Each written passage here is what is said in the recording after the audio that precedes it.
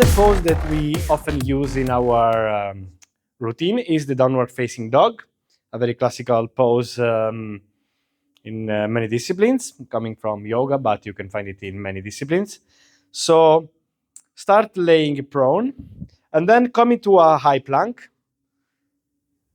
So lift everything up and then push your chest towards your thighs and your heels back.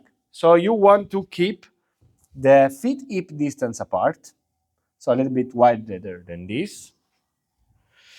And what we see often is people coming with the back round like this. This is actually heavier. So what we want is flatten the spine.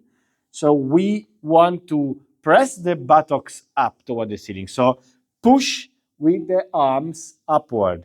Fingers need to be nice and spread out.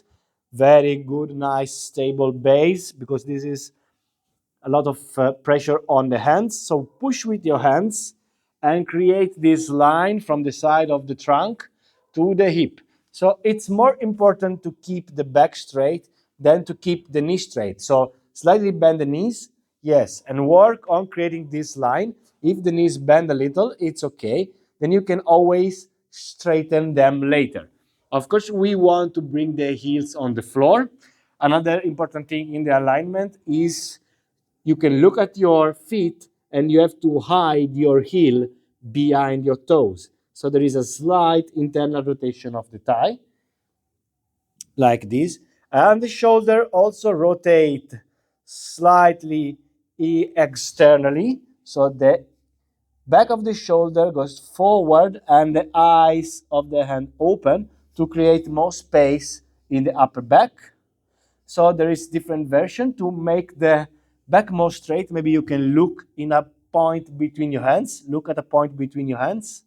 And you can see the back is straightening and the pelvis is rotating this way, which is what we like. Then we can also tuck the chin, and you will see there might be a more like a rounding of the spine when you tuck your chin, but it will be easier on your neck. There's also a version. What we really want is a straight line here and the buttocks pointing out. The distance has to feel right from the hands to the feet. So if you feel it's too easy to bring the heel down, then you might want to make it a little bit farther. It is about the distance of a plank, but a little bit shorter. So you might take some trial and error to find this.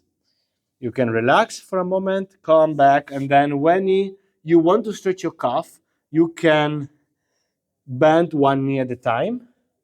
We call this walk the dog. It's easier to press the heel down when you bend the other knee.